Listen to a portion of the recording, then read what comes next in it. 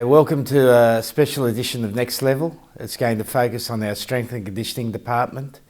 The big thing that's changed in rugby over the last 30 years has been the physical preparation of the players. So they're bigger, they're stronger, they're faster, and they train harder. But also they recover harder, and the recovery's probably been over the last 10 years the biggest change in the game. So I hope you learned something. I hope you find it of interest to you, and thank you for joining us on Next Level.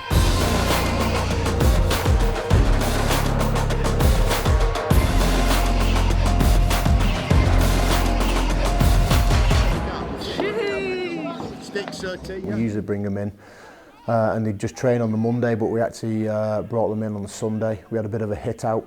We had quite a tough hit out actually, just to try and get them back in the rugby mode and conditioning mode in preparation for a great test week. So it's always a fine balance when they've had a week off of how much training to do and how much rest to do. So we've really discussed that at length this week, and hopefully Saturday will tell if we've got that balance right.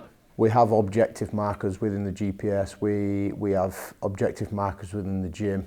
The physios run objective markers in the mornings, so we get a decent picture. However, I think the great thing about this environment is the amount of experience within the coaching staff.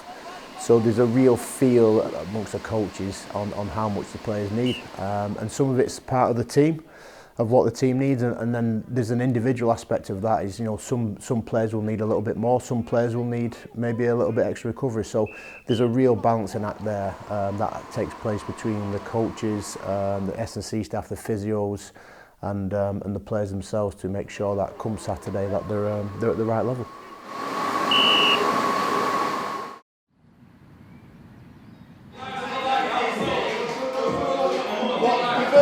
One of the sessions of the week that's steeped in a little bit of history now, I think, is the bacon and egg sessions. So they get up pretty early. This week, the forwards, we got together. You know, we wanted to create a real togetherness feel this week. So there's a physical aspect of it, of the bacon and eggs, where they'll get in and Sergeant David Sylvester does a military style pump up. The other side of it is that they're together. They're training together, achieving something together, and that's one of the big focuses this week, is how we can bring particularly the forward pack even closer. You know, they're a real close-knit bunch of lads, but we want them even tighter and working for each other even more. So bacon and eggs is just one, you know, small piece of the pie that we're doing this week. The COVID's brought up speed humps that we've had to get over, and it's an initial case of looking at what do we need to do to give the boys the best possibly can, and then how can we do it fitting in with a lot of the COVID protocols that have been laid out for us to make sure that we're safe. And obviously we're in such a great position, or such a lucky position, that we're able to play the sport, and we want to give the boys the best chance to play as well as they can. And so it's been very much a case of this is what we can do within our COVID restrictions, and therefore let's crack on and make sure it happens. It's been interesting. It's made it a little bit more thought-provoking, but it's been good because we've had to just adapt, and I think that almost always puts you in a good position, because you then looking at new ways, and new ways come up that actually could be better. We put on full PPE, so we put on a fresh face mask, we put on gloves and the protective aprons. We'll spot for one guy, the next person comes in, change the gloves, and then change the apron. So we've gone through a fair amount of gloves and apron, and I seem to be getting pretty quick at putting gloves on and off. Which has been interesting, especially if you've got sausage fingers. 7-7. Yes, that's good. 8-8. Nathan, our sports scientist, does a great job with the data that we get in the gym, and we create little leaderboards, and particularly around that Wednesday session. What we don't want the players to do is come in and sleepwalk through a session. So when we do get them in there, we want to make sure that they maximise the session. So one of the ways is to create a competition. We've done that with real basic exercises, maybe a banded bench press or a barbell high pull, and just putting that leaderboard up there just drives intent, an intent to be the best, an intent to win. We get the players to train harder, they produce more force, more power within that exercise, and they get more out of it.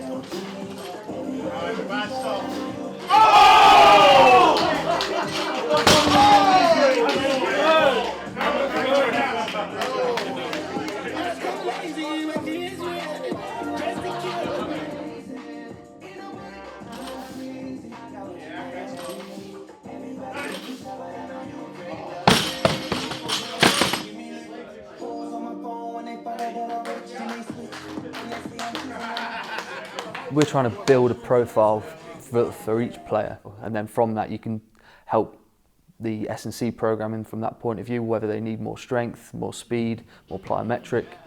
So it really helps paint a picture. And then as for the differences between the forwards and backs, so we've got like Johnny May who can jump 64 centimetres, which is pretty impressive across most sports, really. You don't see that very often. And that obviously transfers to with how quick he is, running 10.4 metres per second. The other weekend against Wales on a kick chase. So again, creating a profile for that player, trying to continually push them to get better and better scores because we want them to be as physical as possible. All the players now have a pocket inside their shirts on the top of their spine. This is quite common now that a lot of teams and a lot of sports use this. So the lads all wear those units, ready for training, ready for games. Post-session, I'll take the units out, we'll chuck them in to be downloaded. We're able to code each of the drills and transfer them really quickly to then look at all the ball in play times, and then from that we can compare all those ball in play times against what we've done previously, looking at peak game intensities, at what percentage have we been working at, have we worked harder than before. We then share that across the different departments.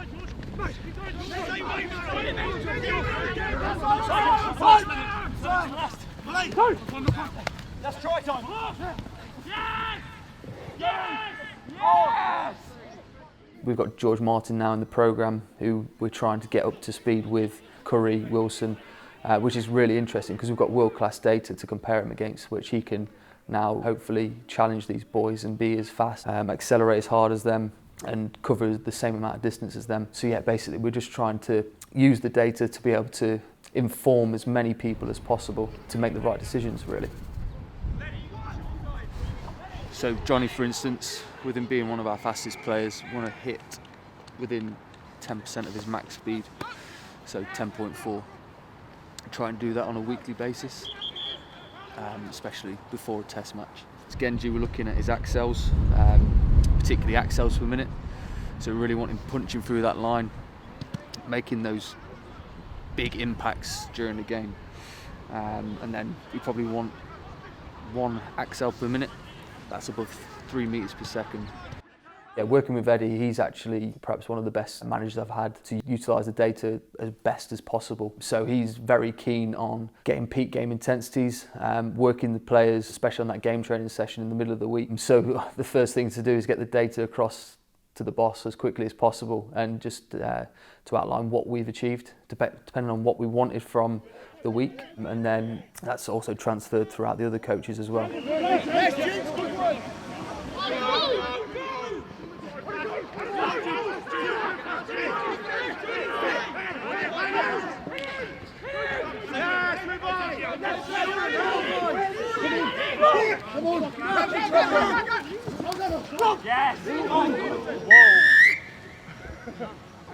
think I was frustrated because I gave away a little penalty here.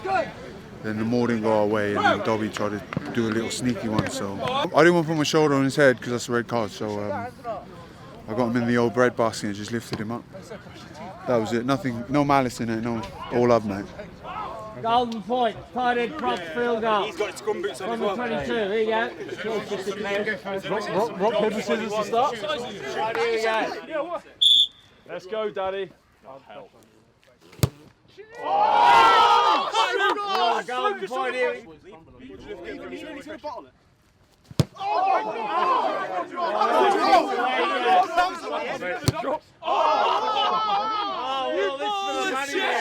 Land it on it.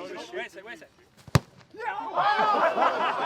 Alright, 6, there you go, this win. Get this, you win. Yeah! Oh. Let's go, Stu. Aim right, aim the Oh!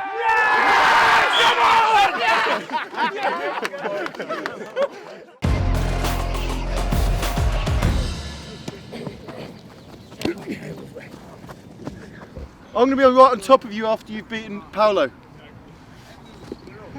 Doing some one-on-ones with the outside backs. So a lot of those guys get presented with those opportunities in the game to beat the first or second defender. but in practice you don't often get those opportunities to rehearse them and repeat them and drill them. So what I was doing there is I was creating those scenarios by overloading the demand on beating the second defender. So we've done a lot of work over the last few weeks about beating the first man.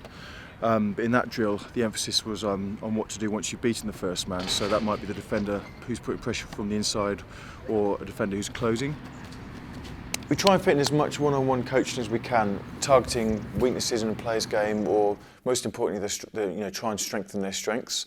So what we do is we use the game as feedback, and we discuss with the player opportunities where they can fit in training that's going to enhance their strengths throughout various opportunities in the week. So we try and dose that as regularly as we can, like taking your vitamins every day. We try to be consistent and regular.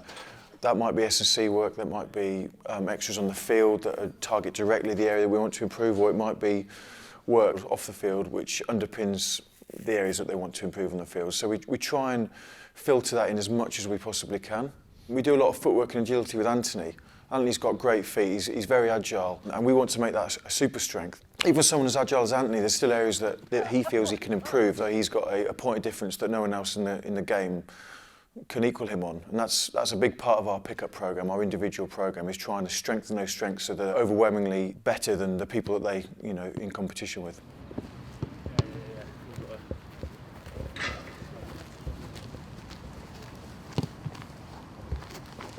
Shut. Why am I using gloves?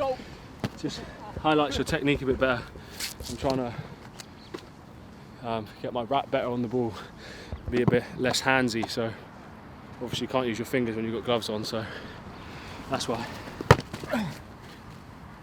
Works so hard on his game. He's a complete pro, and he drives a lot. He drives most of that. Like, he'll come to me asking for help with that. It's not directed by the coach. So my job's just to support him any way I can. And when someone's so keen to improve their game, so desperate to make themselves as good as they can, there's no doubt at all that you want to help them as much as you can.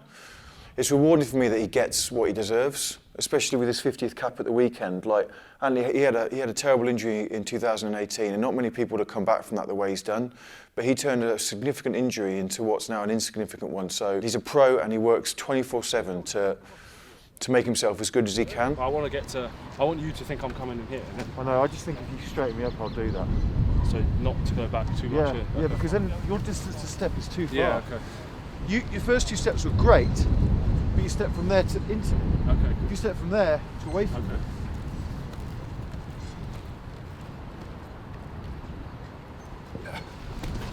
Yeah, sure. See what I mean? Yeah. There's no way I'll touch you. I think what we've tried to do is create a real database, if you like, or a wide variety of options for the players to recover, to train, but to also work out what they need individually. And I think that, as I said, that's the way training's going. Is everything's becoming a more individually focused. So one of our jobs is to provide a platform where they can try different things.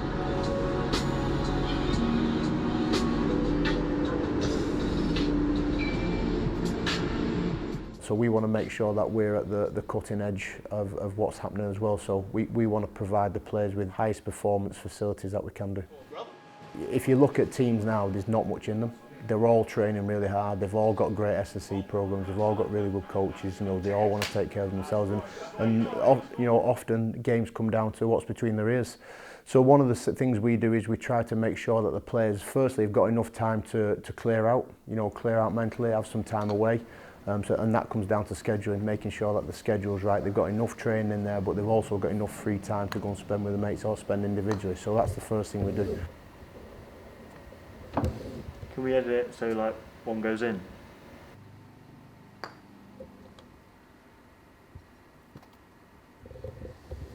We also provide the boys with at least 1 or 2 breathing classes a week. Blakey, hey mate. There's how you doing? me, Faz and Curry are all on this phone, so.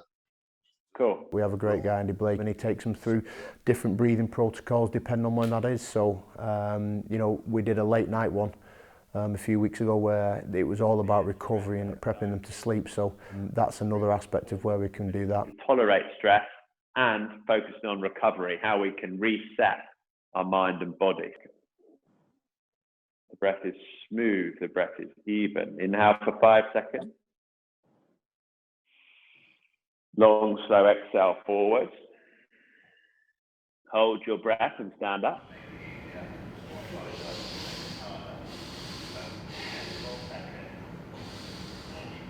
Someone like Tom Curry and Johnny May, they are grade A, top of the class when it comes to recovery, and they will tell us how they're going to recover and what's best for them, because they've worked it out, and that's brilliant. We've provided a platform and different pieces of equipment and theories for them to work out and to try. So Johnny's unbelievable with his recovery, whether it's his flexibility, his red lights, his flotation tank. That is a serious element to him being at his best for Saturday. He will have his days and his week and his month mapped out in terms of recovering from each session, and he'll know exactly what each session requires in terms of his recovery. So when you see somebody take it up like him, and Tom Curry's the same, yeah, it's rewarding, but it's the biggest reward is to see how they benefit and how they perform in the week and on a Saturday.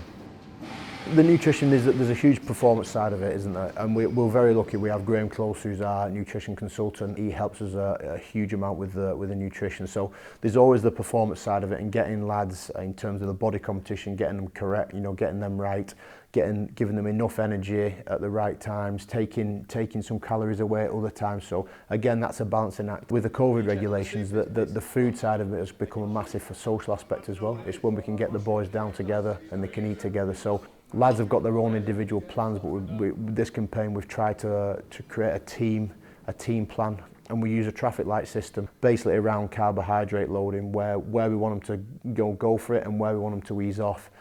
And then we provide the menu in and around that for them as well. You see them taking note of it and actually taking a bit more responsibility for themselves. We put it up there, this is what we're suggesting, and then we work with them to try and get them to make the right choices.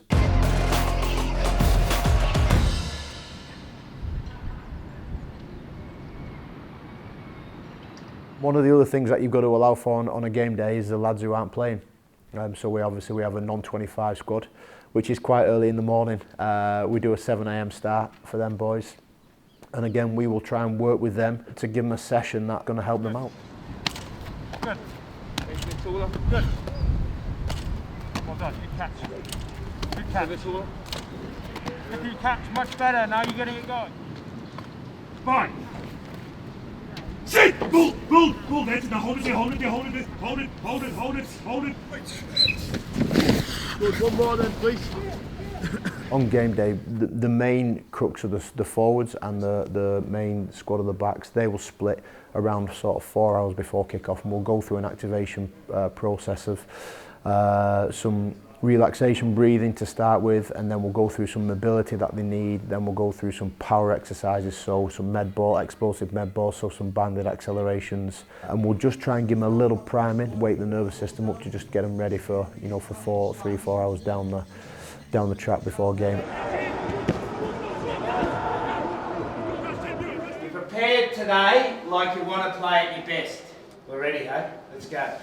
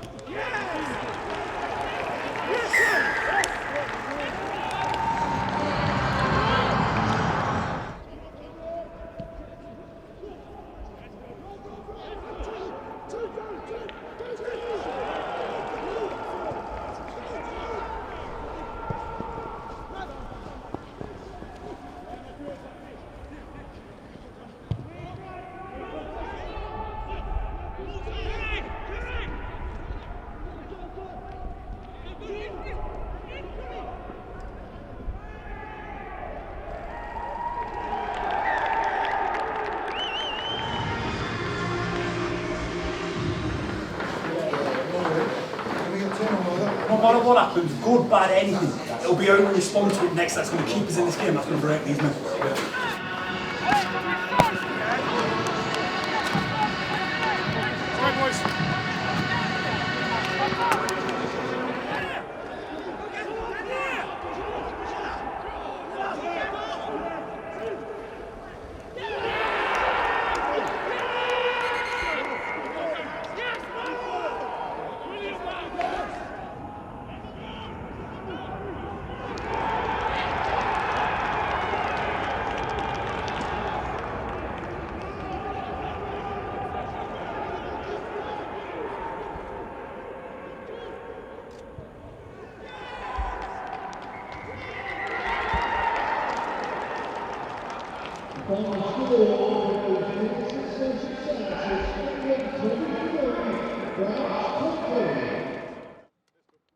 Great competition, great camaraderie, because it was tested today. Because it would have been easy to say at certain stages it's too hard. I'll just do my own thing, look after myself. But we didn't, we stuck with each other, and that is a proper win, hey? Now, imagine if there was 82,000 out there. They'd be going nuts, I'm telling you.